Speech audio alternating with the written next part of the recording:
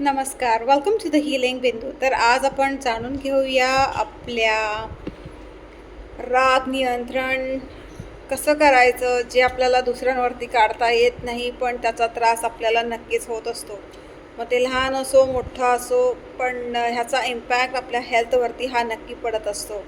तर आपण आज triangle point, Buddha triangle point ज्याला म्हणतात, ते आपण बघूया.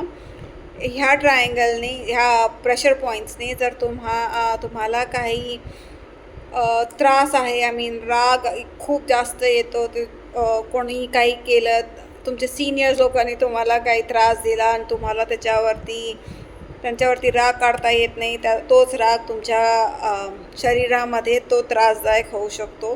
त्याचा इम्पॅक्ट आपल्या शरीरावरच नाही, पण आपल्या घरातील माणसांवरती त्याचा रागाचा परिणाम होतो. तर हा राग नियंत्रण करण्यासाठी फक्त हा बुद्धा पॉईंट तुम्ही वापरा.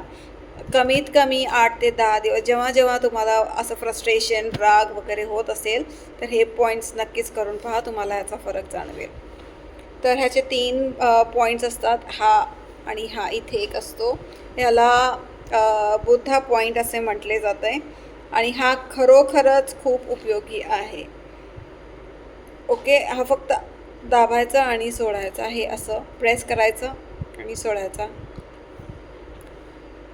आणि हे आणखीन काही माहिती हवी असल्यास कृपया द हिलिंग बिंदूमध्ये नक्कीच संपर्क साधा. 8600723551 वरती व्हॉट्सअप करा. लाईक, शेअर अँड सबस्क्राईब ला करा, माझ्या चॅनलला करा द हिलिंग बिंदू. धन्यवाद. आपला दिन शुभ जाओ.